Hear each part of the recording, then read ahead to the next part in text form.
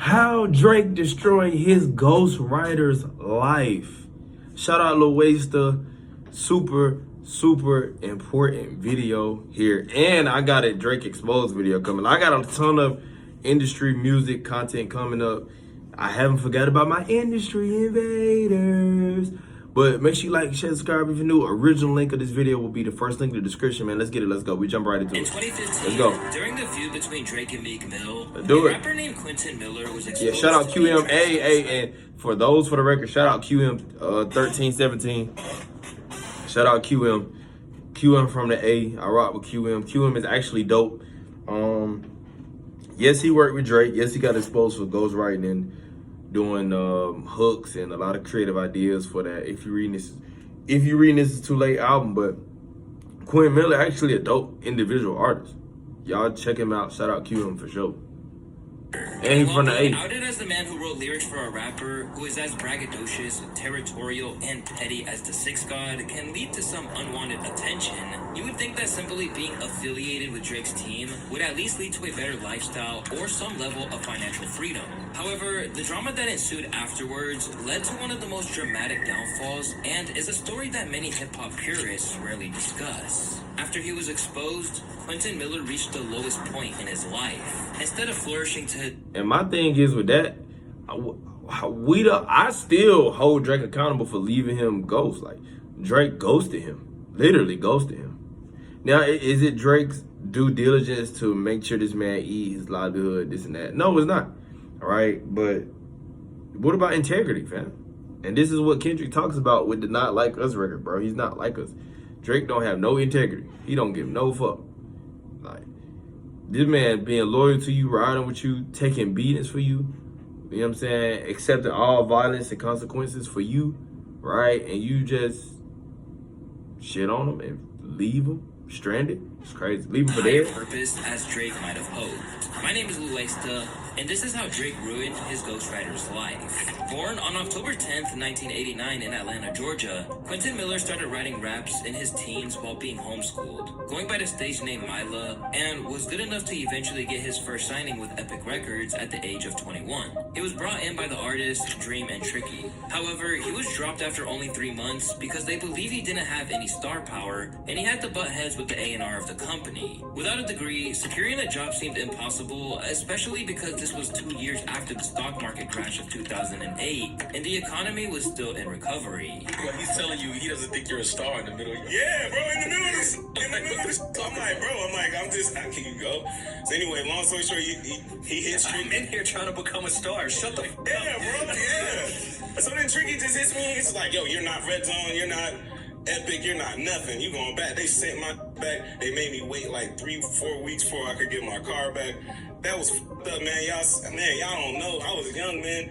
That hurt, man. That hurt. Things weren't looking too good for Miller, and with his daughter on the way, he had to find a way to make ends meet. Eventually, he ended up finding a job at Publix in Atlanta and was able to at least feed his family in the meantime. However, Quinton really hated his job and was still putting work into his music on the side to see if he could get anything going. And that's when he got in contact with Drake's affiliates, Boy Wonder and Obi Bryan, who both liked his pen game. They would send him a few beats, he would lay down some bars for them, but everything changed when he sent in 10 bands. Wonder was like, yo, he's with this 10 band song. He's with this hard.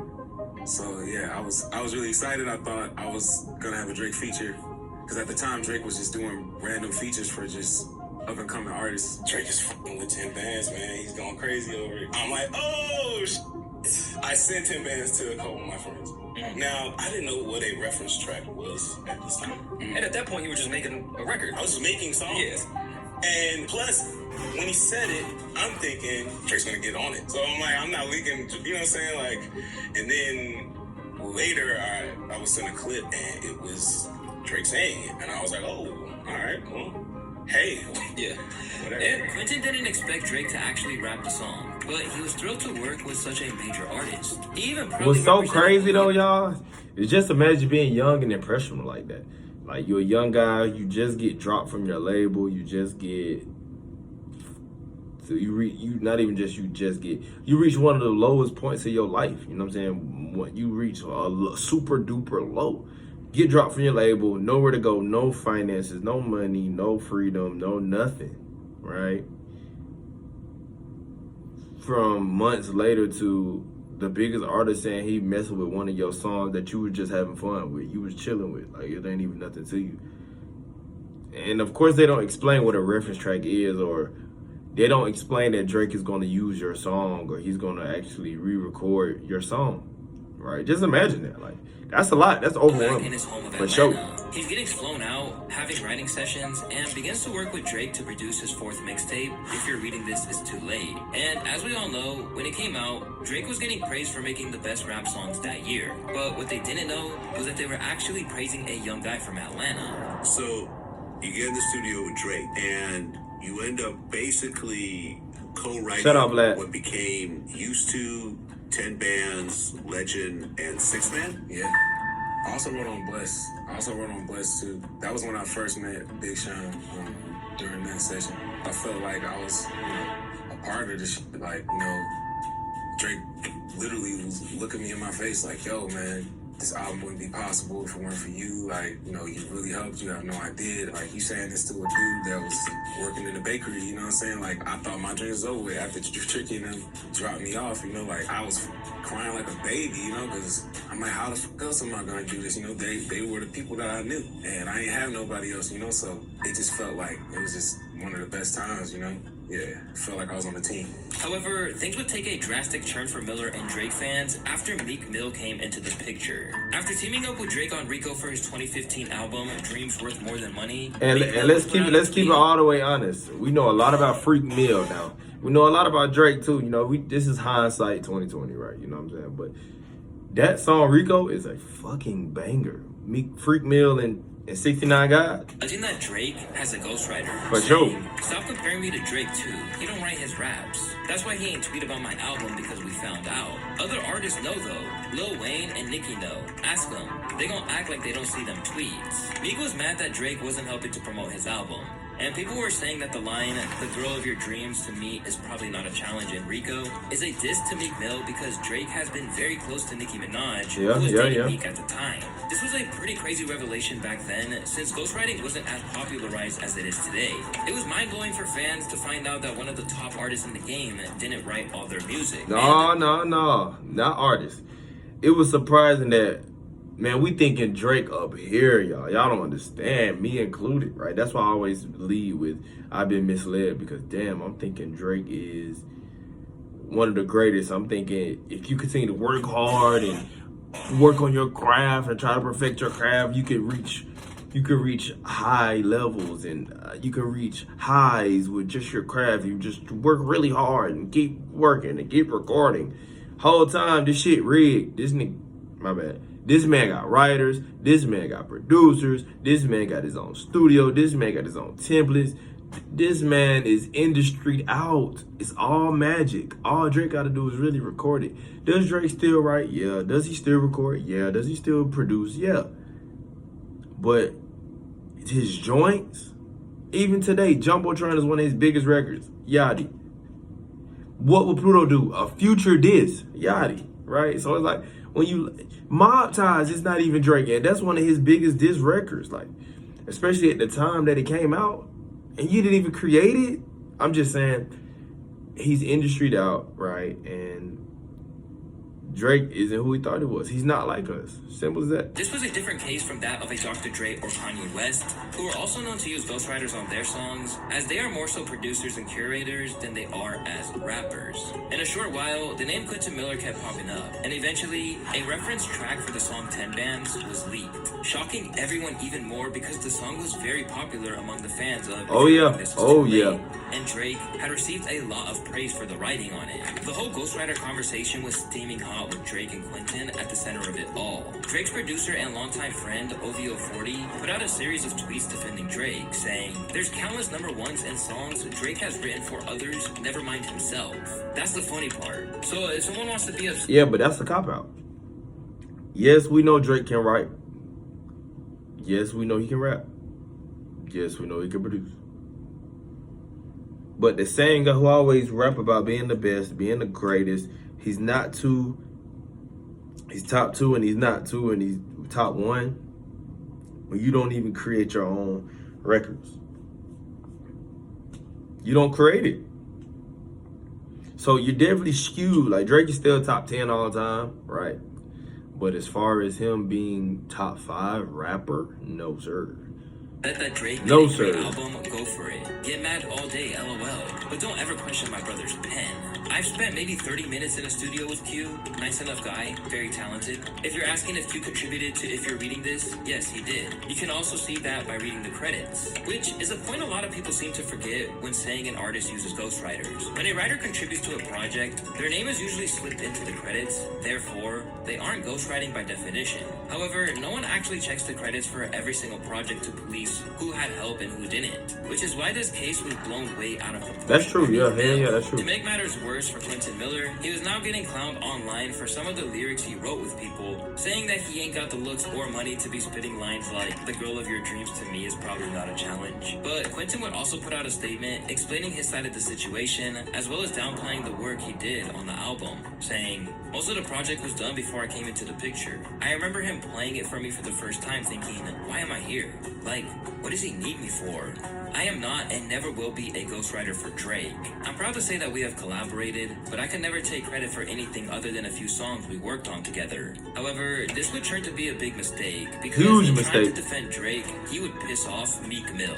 They called me, we was in LA, I was walking to the Nike store, and he approached me, and this was really my first time really talking with me, and basically told me, like, you know, he didn't appreciate the letter that I dropped, and it made him seem like he was a liar or whatnot, and they stole off on me in the Nike store and ran. I shed blood in the Nike store on Wilshire. They tried to get me in front of paparazzi at first.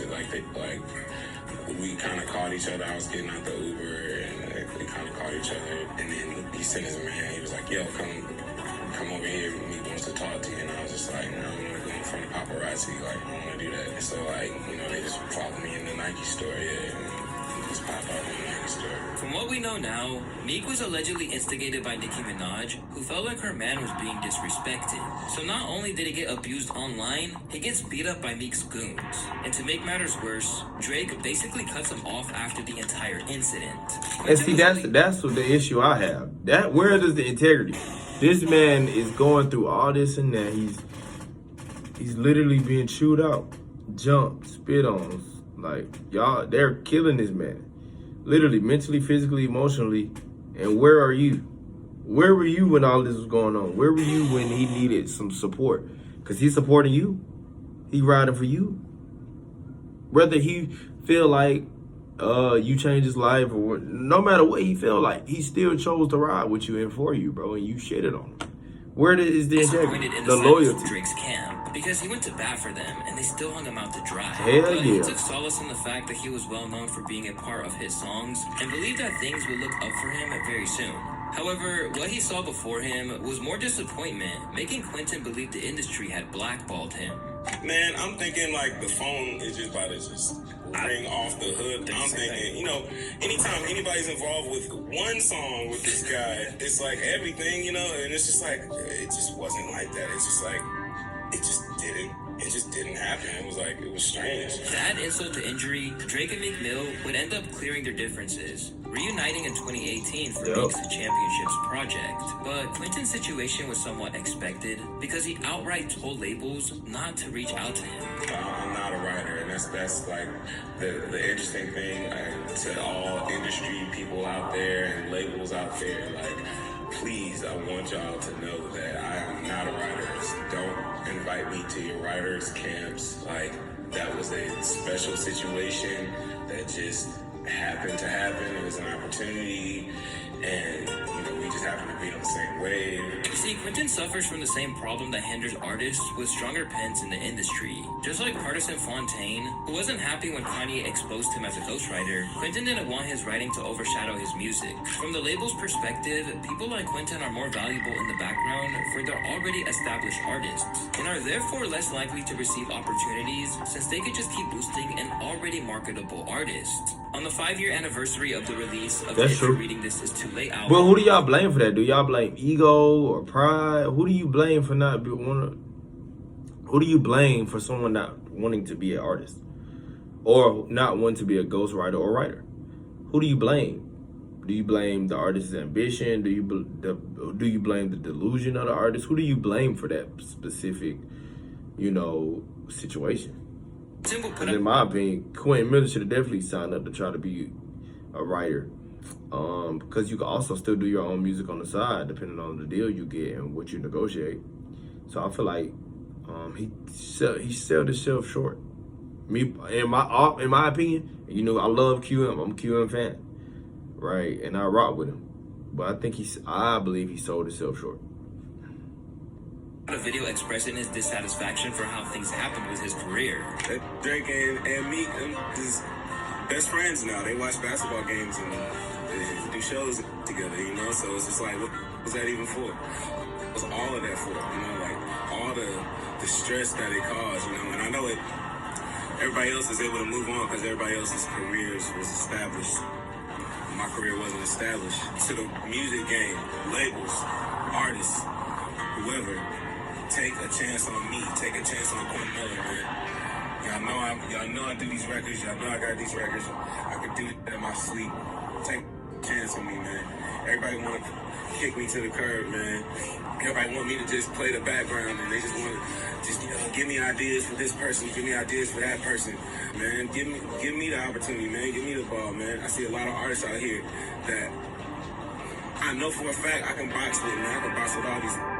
With more and more time passing and with bills to pay, Quinton would continue lending his pen to other artists, and it was even revealed that one of the main reasons Meek Mill opened this can of worms in the first place was because Quinton had refused to write for him on multiple occasions. It was like maybe after the third time, then I told Drake about it, and I was like, man, it's kind of weird, man. Like he's just pressing it so hard, but I'm like turning it down, bro. Like, I'm not trying to work, bro. I'm trying to work with you. And so he was like, yeah, that is weird. And then Meek was tweeting stuff before he tweeted my name. He was tweeting like little sub stuff, and me and Drake were like screenshotting and sending it to each other, like, yo, you think he's talking about this? Yo, you think he's talking about this? And then next thing you know, he puts it all out there, and that just changed everything. This shows Meek's entire statement about not treating his fans being absolutely bullshit. Pretending to be the shining light of rap purity in public, but only exposing the operation when they don't let you in, is straight diabolical behavior. Yeah, that shit is sick.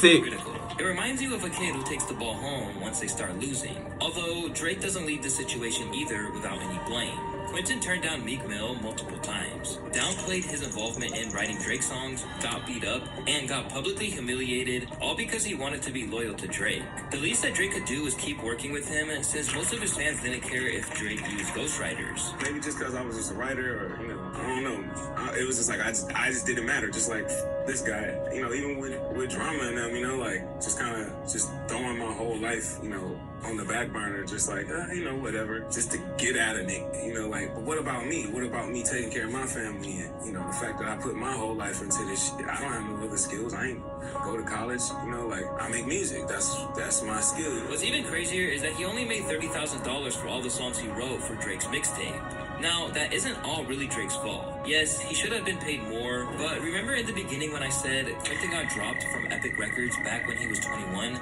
Well, it turns out they dropped him, but kept his publishing, meaning they basically took all of his royalty money for years, until 2019, when he finally managed to leave the deal. Quinton's life after writing for Drake can be described as getting dealt a bad hand over and over again. From losing his leg in an accident in 2016, to almost getting scammed by Big Sean in 2022. I'm like, man, it's a full circle moment, bro. This shit crazy. Like, yeah, bro, this is full circle. It's full circle. So I'm really like looking up to it.